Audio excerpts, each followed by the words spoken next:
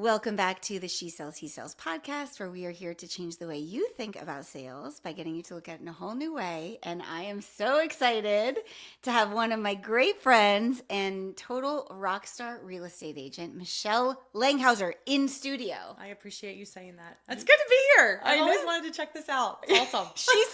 She said, it looks a lot more impressive online. And it does. This is a wall, but you're the first guest. I mean, well, there's like real chairs and like big lights and stuff, so that's pretty cool. Yeah.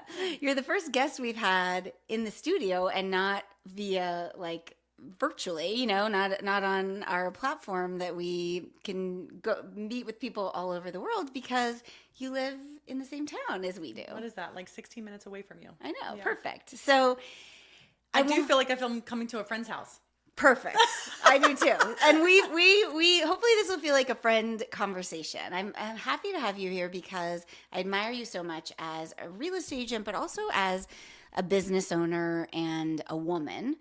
The way that you balance your drive to succeed, which we were just talking about, with keeping first things first and boundaries. And you've been involved in a lot of Acorn things. In fact, you came to the Acorn retreat.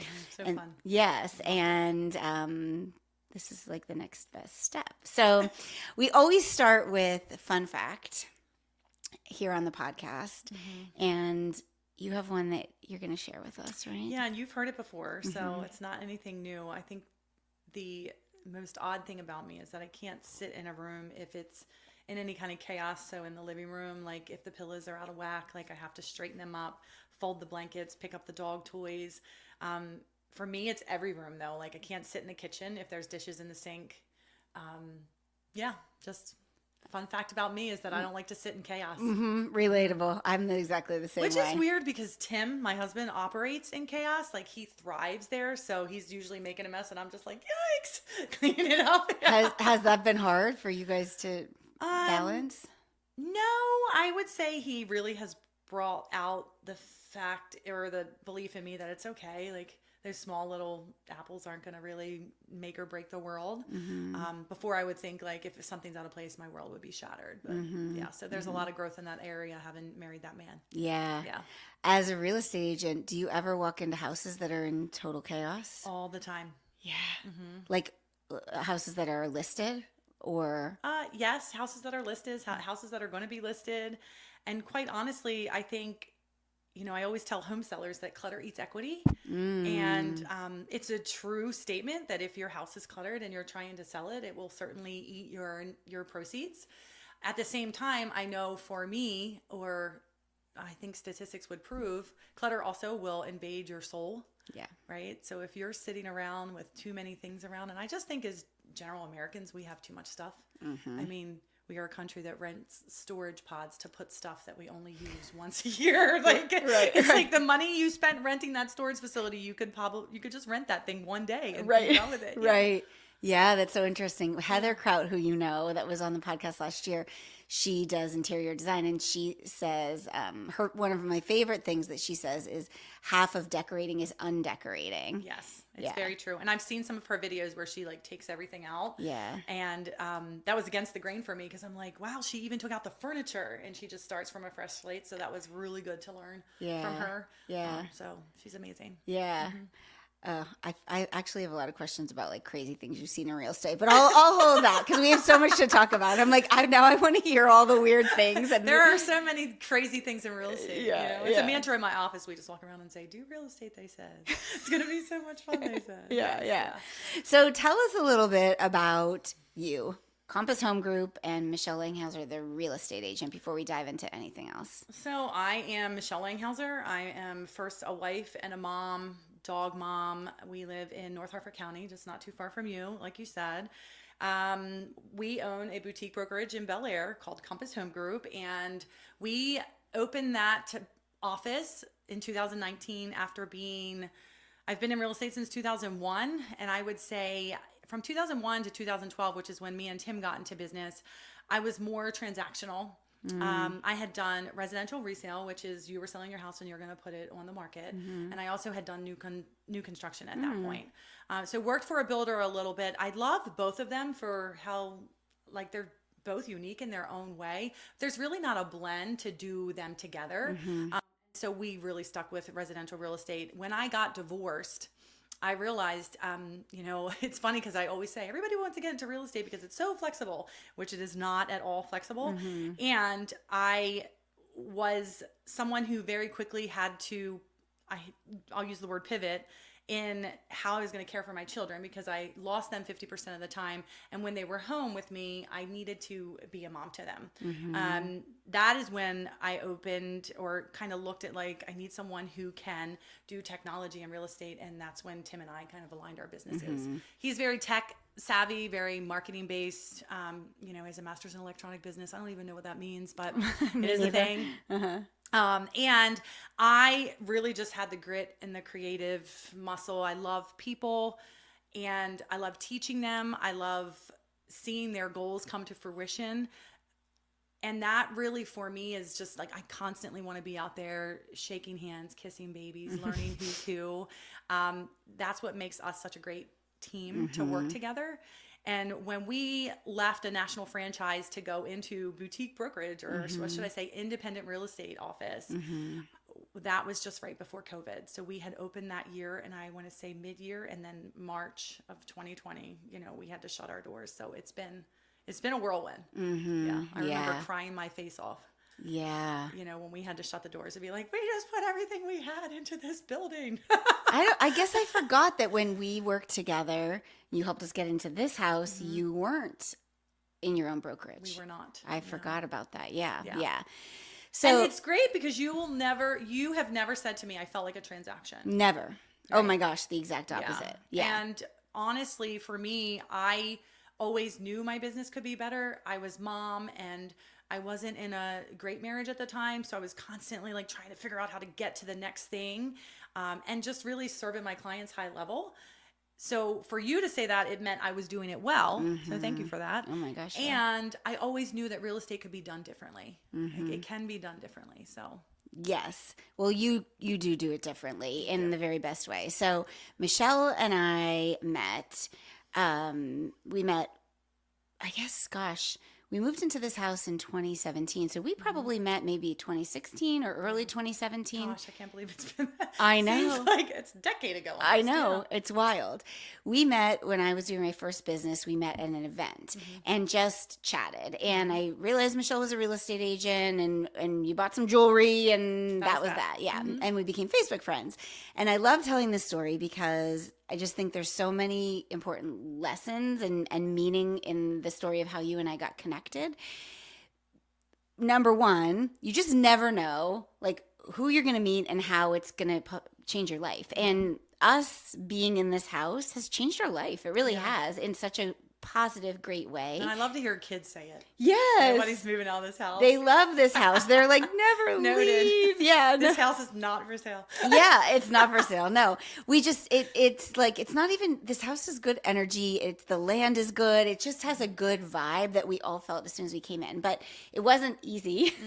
And we didn't have our eyes set on this house. So quick Cliff Notes story is Michele and I became Facebook friends. And then you had put a few months later a post on Facebook, I'm looking for this kind of house. And it was all of the things that the house we were in at the time had, like 4 bedrooms, this school district, 2.5 baths. And Brian and I at that point had thought like, maybe we'll move. I don't know. But just, it didn't feel that important. We wanted more space. We were we loved our house, great neighborhood, but it just was really tight, like houses on top of each other. And so we were like, I literally remember sitting in the passenger seat. I don't know where we were going, but Brian was driving. And I remember seeing Facebook and seeing your posts. And I'm like, should I message her? Should I message her? And he's like, what can it hurt? Sure. What can it hurt? And so I messaged you. Fast forward, like you brought the people in. They thought they wanted the house. It ended up not working out that they got our house. But at that point, we had already taken the mental leap. Yeah. Of like, we're moving. And so you listed our house and we were kind of picky. Very picky. And you had a crazy amount of showings.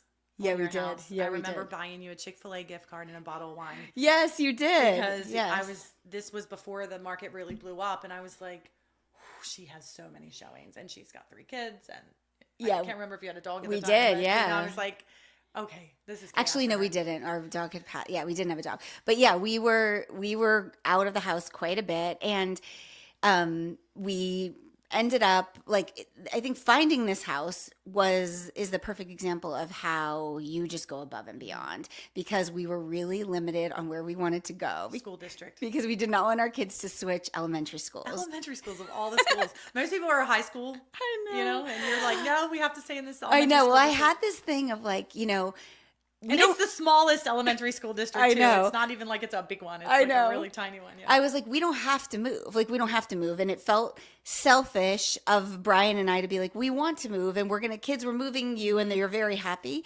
And I know that's silly, but it just was what the story that was in my head. And so we were focused on one particular neighborhood and nothing was showing up. And this house was not really on our radar. And Well, because it was under contract. it was under contract. That's right. Right. And it was a little above our price range, I think. Just a smidge. Yeah. And so, but you made a call. Yep. And We came see it. and remember the contract was it was a contingency. Yes. And the day you called was the day that contract was expiring. Isn't that wild? I love it. I know. It's Like when the stars are meant to be. I always like to say I'm not the kind of realtor that will sell you anything. The house will, just as much as you think you're looking for a house, I do believe the house also finds you. Especially in today's market when we're writing offers for buyers and they're losing. And they're writing tens of thousands of dollars above list, waiving inspections, not things that we necessarily want to, recommend as agents. And it's a sign of the times. So look at how easy that was. I remember the agent kind of asking me in your transaction because it was so specific. It's never going to leave my mind. One of your transaction details, he was very specific and like, well, why are we doing it this way? And I was like, well, because Brian's VA, and we went into a lengthy conversation and the seller was like, okay, we'll do it. And lo and behold, you've been here now for almost 6.5 years. Beautiful. Yeah, it's wild. And so that story is such a great example of the kind of real estate agent you are. When we had other real estate agent experiences, we were underwhelmed, to be honest. Brian really felt like we could do this ourselves, we could be totally doing this ourselves because there was no handholding. And I met you, I liked you, the kind of stars aligned, and you showed us, oh, this is what it's like to be taken care of by a real estate agent. So were you always like this in the way you approached it, or like you're so personal and you take care of your clients so well? Like, how did you come about? I think I have always been, if anybody's ever done their strength finders, my number one is responsibility. So I have always, knowing that about myself now, I have always felt responsible for the outcome. And I know that when we feel responsible for something, I also like, to know that I've had influence on something. I do like things to look pretty. I want them to feel easy. And if it doesn't feel easy for me, I do want it to feel that way for my clients, only because moving is hard. It's not anything that I try to sugarcoat for anybody. It's emotionally hard. It's physically hard. It's all things hard. I, even have kind of been coaching, the agents that work within my office now, to take the word hard out of the vocabulary as the market changes. And, we really want to set people like you up for the most ultimate success, right? Because buying a house is personal. And I have always been like that. I would like to say that, while I was building my business, we had met right after Tim and I started building together, and we've had really great coaches in our life. And at the time we had someone who sat us down, and when you're building a company, you write these long mission statements and this is what our mantra is. And we thought we had nailed it. And this coach came into my life and she's like, you have not nailed it. And I remember she sat me in front of a room of 30 people, and I was like, I did it, and I certainly didn't do it. And at the end of her questioning, she had me crying. And she was going through these questions to kind of show me, this is not what you have said your business is not what it is. So right? what did you say it was? Love shows up. And so at the end, when I finally she was like, why? And she's grilling me and I'm crying and I'm like, because love shows up. Right. And at this point, I'm mad, I'm emotional. And for me, the love shows up is I really want to love everyone that I come, like it has become not only my business mantra, but my life mantra that like, I will be like, that's love. That's not love. Or Michelle, that's not loving. And you can feel that when you're under pressure, you're frustrated, right? That's not love. How do you want to show up as your full self? So while it was present, it was really magnified when I did that exercise with her in front of all of those people. And so because it went so well for me, we actually sat Tim down and we did the same thing. And his mantra was have fun. He loves making memories and he wants to always have fun. He's sporadic and chaos and all things fun, you know, grandiose ideas. And yes, we can all the time. So, you know, that's how we kind of came up with have fun, share love, and build community through real estate. Because we just wanted to level up what we were already doing. And I think when you're building a business of any kind, whether it's real estate or it's, you know, a coaching platform, Acorn, you know, construction, you really want to look at who am I and how do I level it up?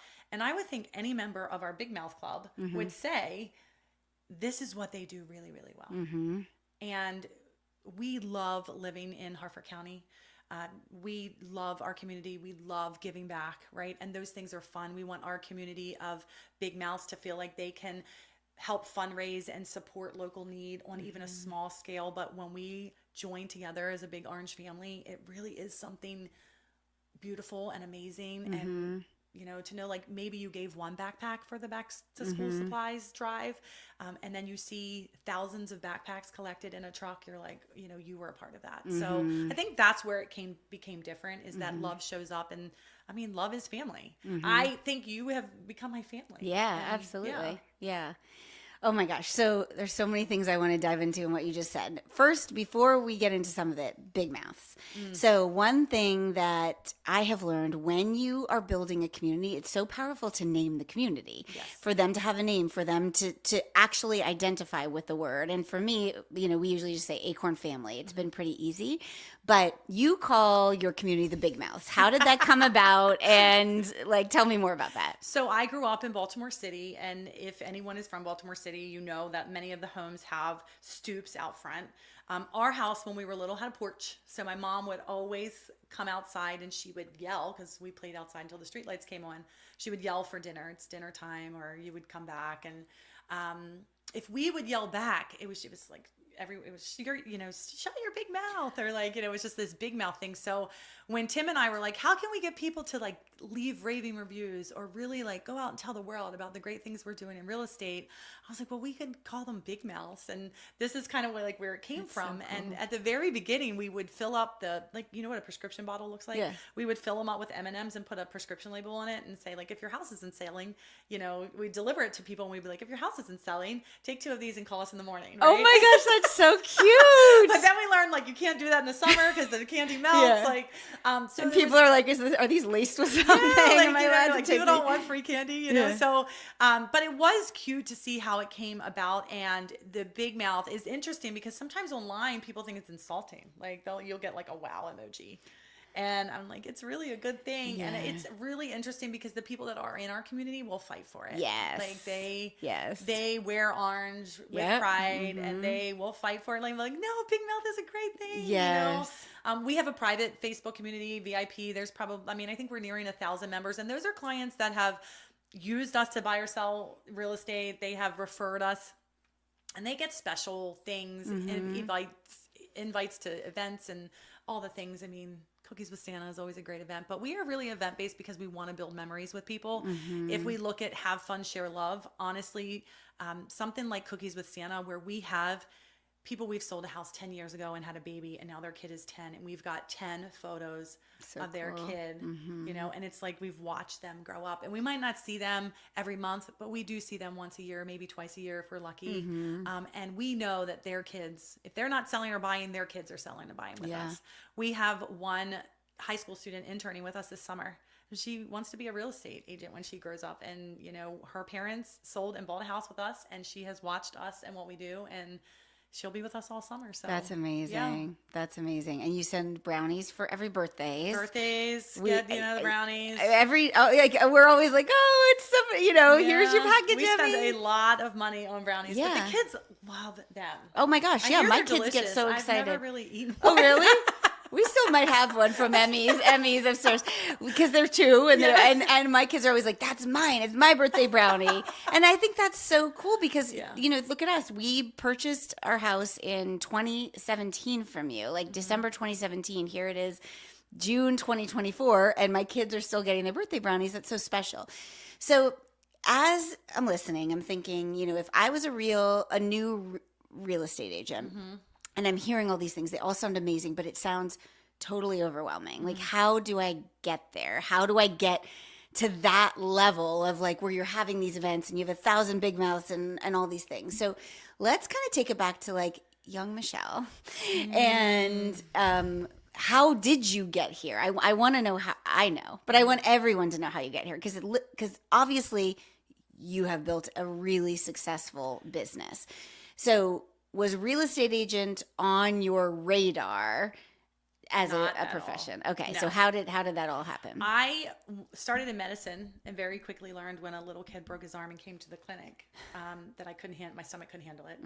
And I moved from medicine to law. And I did love the law. I was a paralegal for Peter Angelos' office, actually. Oh, wow. And then I moved up here to Harford County, a local firm, when we moved to Harford County all the way back in 2001. And we wanted to buy... This is you and your husband at the first husband. Yes. And we moved here to Harford County in 2001.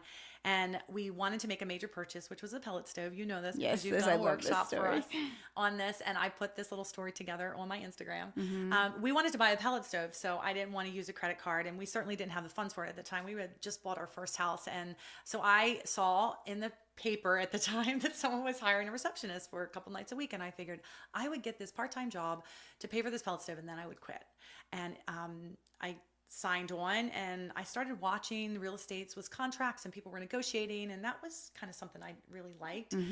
So before you know it, I was working there full time. I was a contract manager, and I moved from contract management to selling real estate when I kind of fell into like, I could serve these people, like, like I could move around. So really a pellet stove is what launched me into real estate. And then at the time I was working for family-owned business, and I really grew with them from, like I said, I started as receptionist to contract manager, then to real estate agent. So I really, as a contract manager, was able to learn all the ins and outs of the paperwork and how the process worked. And I was managing, I would say 200 to 400 transactions a year. Wow. And I did that for about 2 to 3 years. And then we opened a couple other real estate offices, and I was growing and wanted different things, so I wound up leaving there, and that's when I got into like new construction a little bit. And then 2008 happened, and that's when the whole recession, the Great Recession, happened. And I think a lot of agents went into hiding then. And you didn't expect that it was going to be so bad, but things were really, really bad. And that was kind of probably where things really started to reset for me, because I was making money, but I was also spending money. I wasn't running my business like a business. And that's the highs and lows of real estate. If I could give anyone some number one real estate advice, it's like operate from a P&L and, run your business like a business. My marriage also wasn't so great at the time. And so from 2008 to 2011, those were really ugly years for me. I have learned so many lessons from those years, and ultimately I found myself broke in a ton of debt and ultimately divorced and separated by 2011. For me, in that time of like, how much worse could it be? Right. You're leaving. I needed to leave my marriage at that time, and I had to do it on my own, but I had no money. So I started hiding some paychecks and some little bit of profit share monies that were coming into me, and eventually rented my own house. And I remember my dad wanted me to move in with him and my mom because my marriage was just not doing well. And I was like, no, I can't move back in with you. I have left him before, and I need to make sure I stay gone this time. And it was then that I was like, I gotta go and do this. Like, and you're afraid, right? Yeah. Because I left, at this time I had left a, salary paid job to jump into real estate full time with 2 kids in tow. And I have no secondary income, no support. So that's really for me where it was sink or swim. And then me and Tim actually started thinking about like, we want to open a company, and I didn't want to be alone because, it was 2008 and I got divorced in 2011, but in 2010, that's when like Zillow and all the real estate platforms started coming out. And while I was really great at people and teaching, and I was, teaching at the home buyer workshops and all the things for the grant programs, I did not have the computer skill, the tech skill of like putting stuff in the computer. I mean, I hire you to help me with all the things, social media related, and what do I say and where do I put it? So Tim was an acquaintance through work at that time. And we definitely just had conversations about like, well, we could build this business, and we started hanging out a little bit more. I mean, we didn't really even like each other to start out. And then the more we started hanging out, the more, we were like, oh, he's okay. And she's cool and whatever. And one day he just said, do you want to go to dinner? And it sounded a little different. And I was like a date or like a work date. And I think like a date. And here we are all these years later. So when we decided to build that business together, since we were both in leadership at one point, what we did really, really well was we traded, the behavior profiles and everything. Yeah. So we traded those reports on each other. So we knew this is my lane and this is your lane. And we have respected those boundaries, even though we're a husband and wife business team.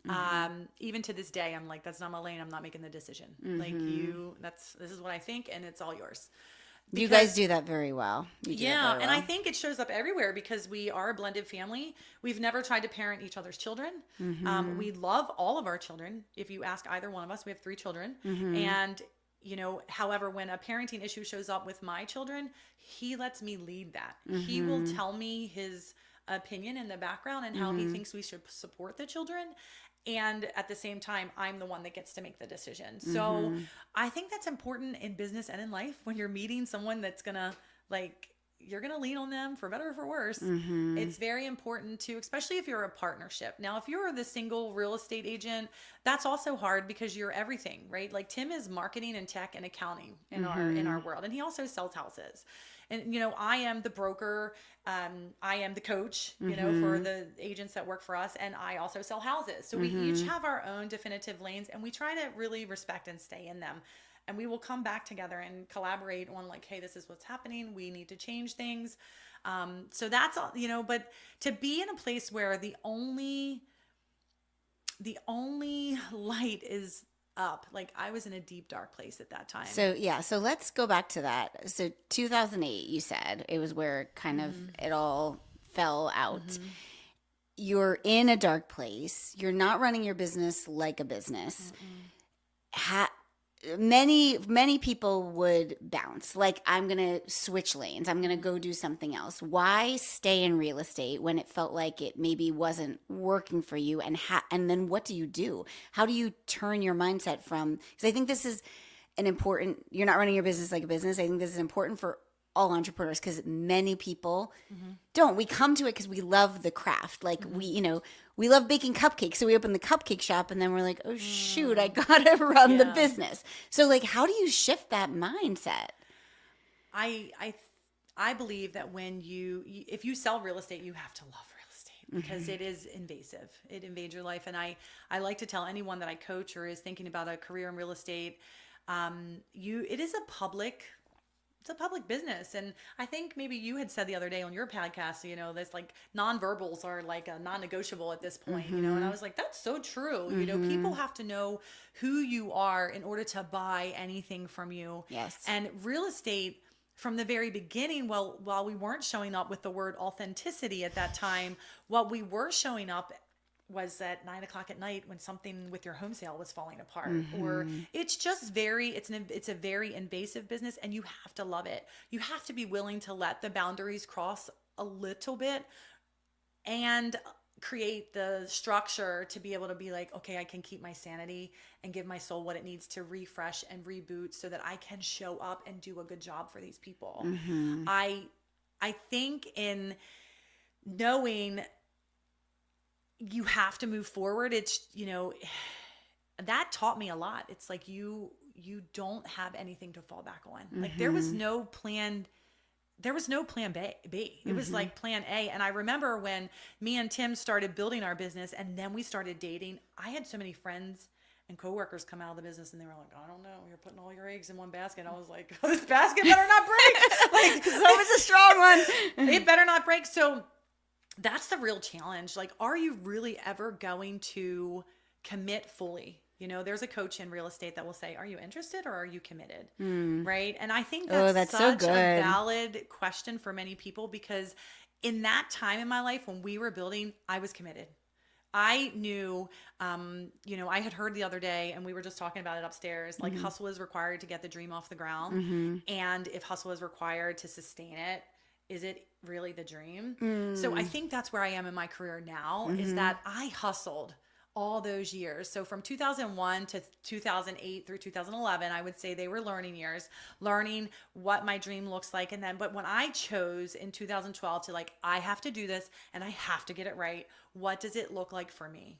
And quite honestly, at that time, I had my broker's license. I just never thought I wanted to open up my own shop. And the more Tim and I grew our business with a national franchise, the more we were outgrowing their systems, the more we understood our business is a local business. Most real estate is local. We were like, you know what? Why should we kind of keep paying this company money if we can operate? And then the wealth management of all of that kind of took a different spin for us, because we were like, we can buy our own building. One day it will pay for itself. We can make an investment in ourselves. And that was just, then that was like the turn of like, okay, we're not just buying and selling real estate, we're investing in our future. And that's where we shine. I think now is kind of Absolutely. like, we want to help people buy and sell houses. Yes. We also want them to understand that, people, their overall wealth is determined by owning real estate. And we see so many people that, right now, especially when home prices are going up and up and up, it almost seems like buying a home or owning a home is unachievable. And that's just not true. So loving someone, to go all the way back to like the mantra, is showing them, how is it true? Right? Yeah. Are you interested or are you committed? Right? That shows up, because homeownership is true for everybody. And I mean, you're looking at someone who's lived out, not only have I built a real estate business that will hopefully continue to grow and, earn me money in the future, but I've also invested in homes so that one day when I retire, I can step out and the dream runs itself, right? That's the inevitable goal. How many homes do you own? 11. I did not know that. That's amazing. Yes. Okay, so hopefully 12. We just put an offer out on one. So, and that's where like people are like, we don't want to buy when the interest rates are so high. We buy when the numbers work. So if for you, or for you, for me, for right, all my for clients, each like if the numbers work and you can afford, and the passive income or the cash flow or however you want to look at it works, we buy or make offers when the numbers work. And yeah, so if anybody wants to get in on what we think is a good deal, just let us know. I mean, we'll be happy to show you what they are. Yeah, And markets like this are a little bit tougher, but when we see them, we're like, okay, this could work. And so most of these homes you're renting, and so they become rental income for you. Yeah. Exactly. What would you say to somebody? I really wanted to talk business, but now I'm like, this is so interesting. And maybe not everybody listening, is like, they might like this piques an interest, like as humans. So we're living in a time where like groceries are expensive. Everything costs so much money. Like, what is your best tip for someone that's like, I'm intrigued, like, could I own a second property and rent that out? Like, how do you even get started with that? Or how do you start figuring out what that could look like for you? It always just starts honestly with raising your hand. We have a worksheet that we can send out to you very quickly for you to know this is what it looks like to buy an investment property. Some people honestly rule themselves out based on that 2-page worksheet. Other people are like, you know what? I have this, or I don't have this. What are, and then it's the next question. It's really learning how to ask better questions in the world. Like if we could teach our children that would be amazing. Because some people get through the worksheet and they're like, well, I don't like, how would someone get, I mean, some people have the equity right now in their own home, where they could take the equity out of their own home if they can afford the payment and go buy an investment property that cash flows, right? So it's kind of like, yes, it's paying for the cash flow is maybe paying the home equity loan, but you own another house. You own another asset. You know, Krista, you've known me now for a decade. I don't drive a flashy car. Right. You know, I live within my means. I love to travel. I'm all about like a life that can substantiate itself so I can live big. And really, I think, isn't everybody like, we Right. can't take any of this stuff with us. So I don't need stuff that looks grandiose or makes me look like I'm fabulous. I do want to have a fabulous heart and a fabulous well-being. So that's really what we're about. I mean, but honestly, raising your hand is the best way to kind of get things started. Yeah. Oh, that's so good. That's so good. And for anybody listening, like, you're the real deal. Like, you really are. I've known you now, you know, almost a decade. Like, everything you're saying here is the way you live. This isn't some like soundbite that just comes out when you're interviewed. Like, this is how you live. That's why your big mouth community shows up for you. When you guys, you know, I love seeing on, you know, Facebook, if somebody's like, I need a realtor, the comments are not just like, oh, I've heard Michelle is good. It's like, these are the people. These are the ones you need. And it's because... Hands down. Yes, it's true. We've I talked always about... say hands down. Hands down, yeah. We've talked about you on the podcast before because you've just totally changed our mind on the whole industry. Yeah. And I think... Which is sad because real estate is right up there with used car salesmen, you know, like, a little bit, yeah. And like I said at the beginning, like, real estate can be done differently. And I feel like, or I don't like to work in my feelings, I know that asset management is the wealth determining factor in your life. Your home is the largest asset that you own, that you need to figure out like how to get it to work for you. You know, it's kind of like when you have a baby and people thought to start these college education funds. I'm like, buy a house. Put a tenant in it, and when that kid is 18, you can sell it, they can live on it. That is life-changing for a child. Instead of just dumping money into a fund that's going to earn, like, I'm not saying don't do that. Right. I just know real estate works for you in a different way. And when people see that and they live it, it's differentiating It's factor. powerful. Yeah. Oh my gosh. We could do a whole episode on that. I'm kind of like, all right, let's go upstairs now and talk to Brian. We will. That is happening if you have time. That's why you said, how does someone start? I was like, okay, all right. I don't know. I've heard you say that before, but like, I don't know. There's something about the way you just said it that like it landed on my ears in a different way. So the other thing you do so well is infuse your personality, your personal brand into this. And obviously everything you've done thus far, you've talked about thus far, it's clear to see.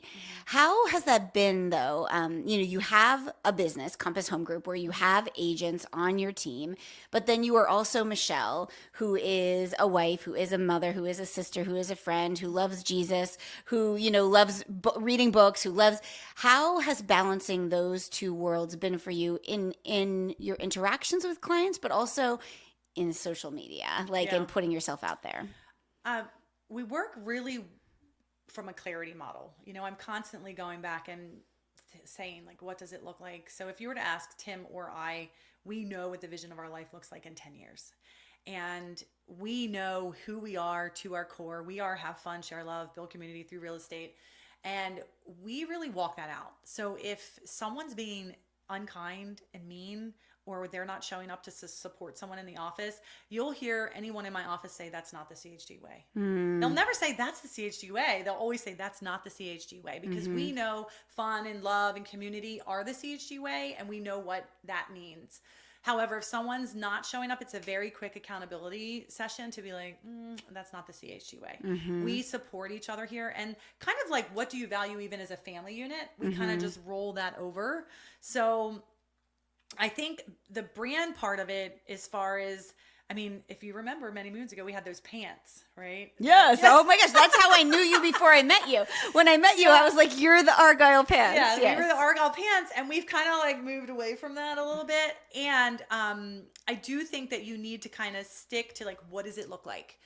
It looks, you know, for us, it was orange. And it was orange because like I was broke when we started a business. Tim's like, how much money do you have to contribute? And I was like, $300. Like, that's it. That's all I have. But our logo came from Fiverr, $5 at that time, right? And when it came out, the sun was orange. So that's how it stuck. I mean, it doesn't have to be like, people pay tens of thousands of dollars to get logos. Right. And you just don't have to.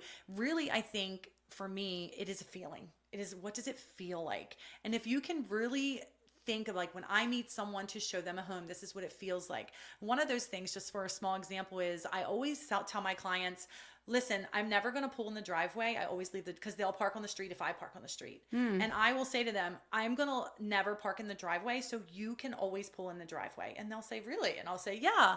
Why is that important? Because if this is going to be your home, I want you to know what it feels like to pull into the driveway.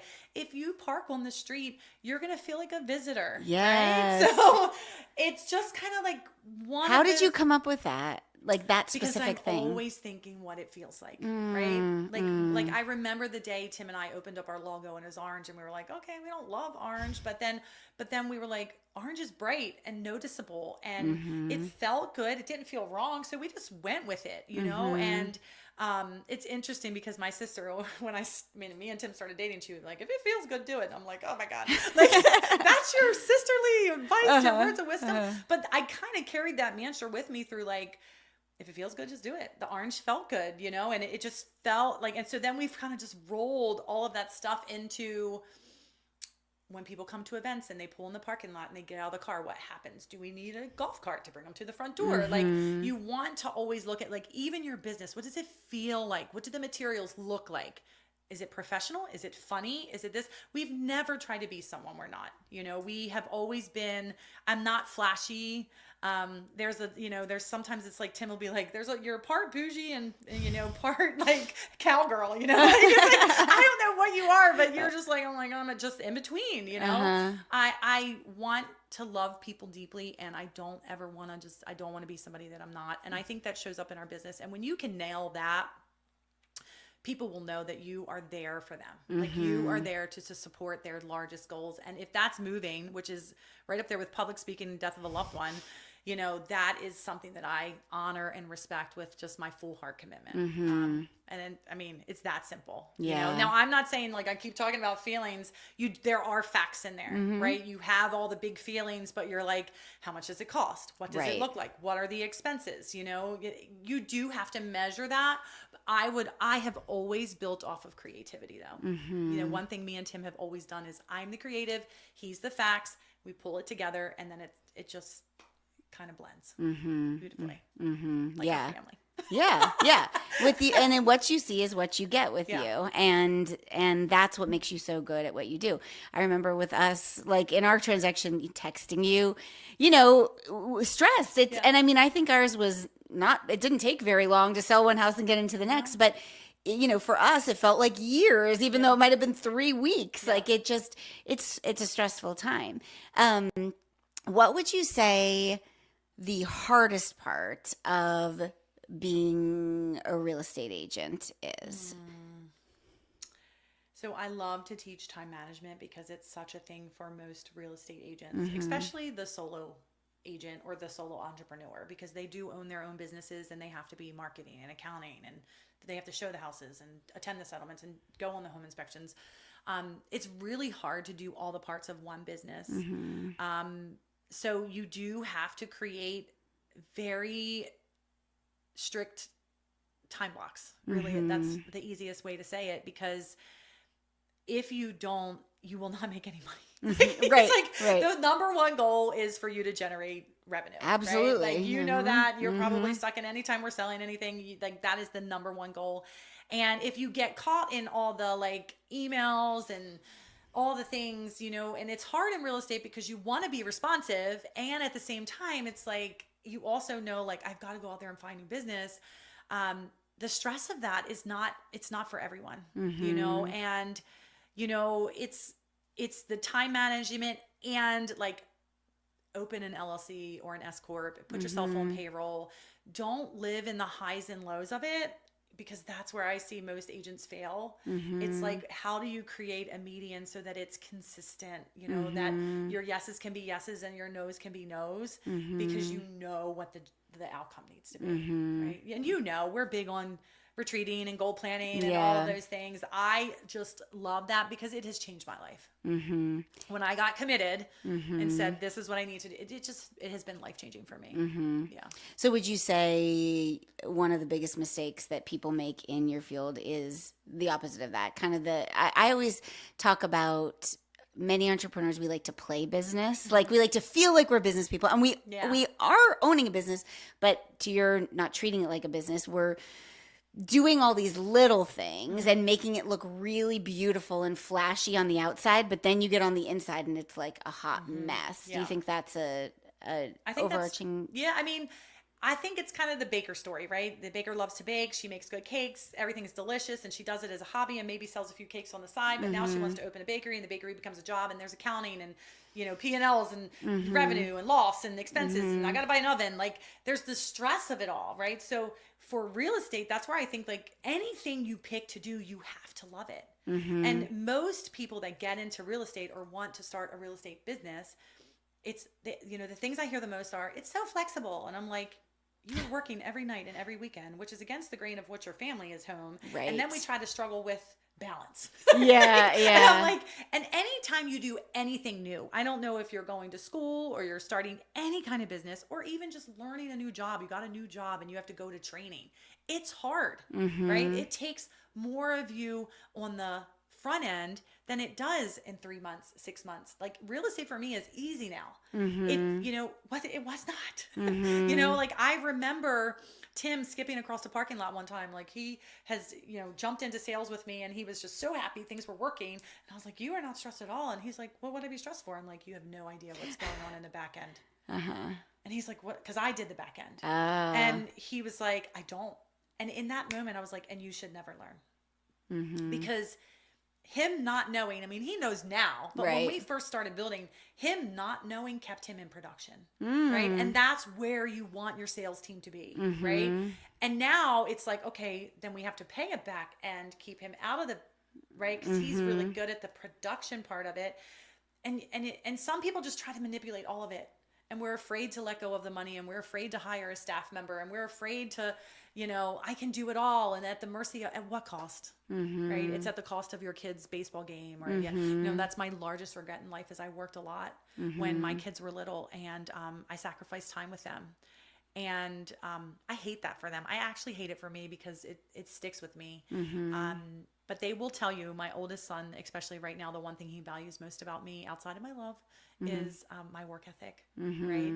And now, because I've learned this super valuable lesson, I've created things with my children that are like, this is where I'm going to show up. I'm coming to visit you. We're going to have first Sunday dinner, right? Like we're going to do all these things because I've recognized that I lost that time with him and I'll never get it back. Do you think it's possible to, say, a young mom or dad decides to get into real estate? Is it possible to be at the baseball games and still build the big business? Absolutely. Tim coached Zach's soccer and baseball teams the entire time he was little. I believe it takes the right partner, he leveraged, where he was not he wasn't in the back end of it. He was just skipping around like he was free to like produce and go to coach these, and he was able, there's a sense of control that you have to learn. And you have to be able to say, you had somebody on your podcast the other day, it was brilliant. She was like, yes, and.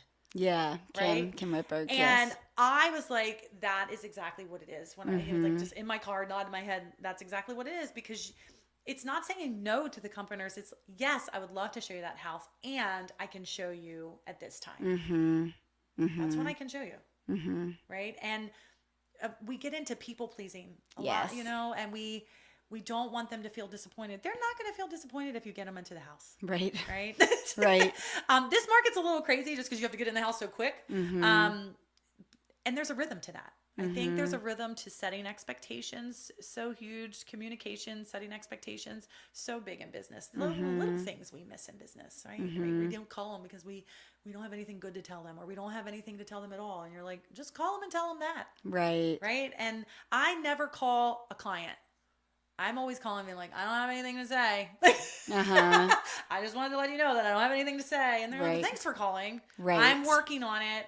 I haven't forgotten about you. Right. So that means more than not calling. Yeah. Because then they're left to their own brain, and we know how that works. Right. Yeah. It's all the stories we tell ourselves, like the story of I have to jump through hoops to get them what they want exactly at that moment.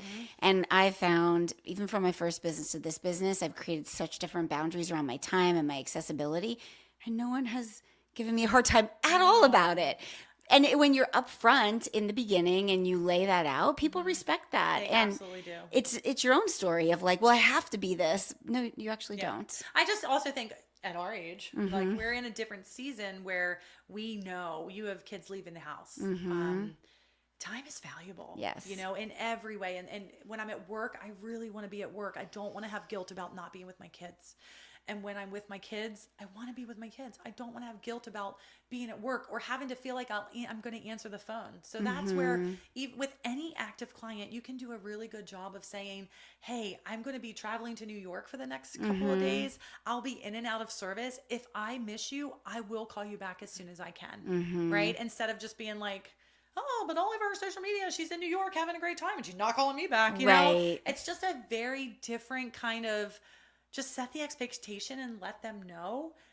Not everybody's going to need you at once, but when they need you, they want to know, like, she's going to check in, right? She's not going to not pay attention to her phone all day. Right. You know, I always tell everybody, I'm always going to get back to you in 4 to 6 hours. If I don't call you by hour 6, call the police. Something has happened to me. I will either text you or call you. If you've reached out to me and I'm not back in touch with you within 4 to 6 hours, I've been kidnapped. I think this is so good to hear too, because the pendulum, I think there's not a happy medium. A lot of times we hustle and we're like, I have to be on my phone all the time. But then there's this other school of thought, which I think has taken over a bit. And it's the anti-hustle culture. And it's the like, self-care is not selfish. And agree on all of it. But if you're at family dinner on a Sunday and somebody gets in touch with you and you know your family's going to be there for the next 8 hours, what you're saying is you will take a moment out of that to respond. Is that correct? Yes. I'll excuse myself if I feel it's really urgent, and I will say, I'm at a family event.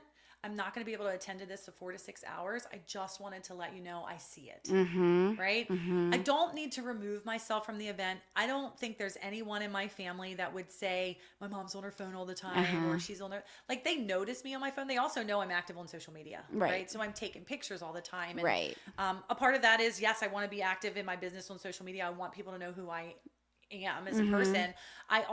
We have lost 2 really close people in our world, and we take a lot of pictures, right? I scheduled a photographer a lot in my house, you know, not only for business branding, they're coming to my house. They're taking pictures of my kids all the time, just because life is short. And if anything happens, I want to have the latest and greatest picture that I can, right? I want to take a picture. I'm going to take a picture, you know? So yeah, excusing yourself or just saying like, I see this, I'm going to, I'll get to this around, I can call you at 8. Right? I can get to this at 8, or I'm not at a computer right now. I think it's nothing to send a quick text message. Right. If it was your husband, you would do it. Right. Right. Like, agree. Yeah. And I love that, because I think that happy medium of like, it's both. It doesn't need to be, I'm totally disconnected and I'm not touching my phone. I mean, you can have those moments for sure. It's just not the life we live in. Right. And as an entrepreneur in this world, it's not. And yes, you can take a week vacation and set your autoresponder and create all the systems to support that. But you can also have family dinner and step away. And I think people need to hear that. Yeah. And I'm an entrepreneur. Like, if I we take a 10-day vacation in November every year, right around Thanksgiving. And my goal is rest and rejuvenate. I do not want to look at my work. I am also a business owner. I am likely going to look at my work every day.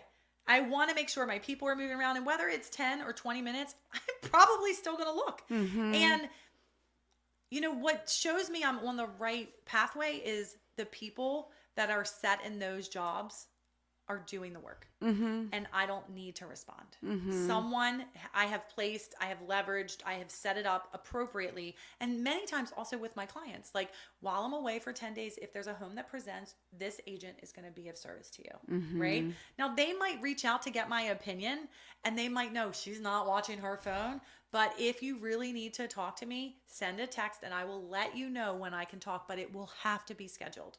Because most times when we take that vacation, it is in a different time zone. It is out of the country. I need to make sure first I can connect. Right? And then second, that my time is going to sync up with your time and I'm not calling too late, you know, and then I'm sure it's worth your time to get on the phone because and it gives me time to prepare, right? I can connect with the agent who showed them a house and say, okay, this is what I think about value. I'm not just getting on the phone and being like, hey, what do you need? And I'm not prepared. Right.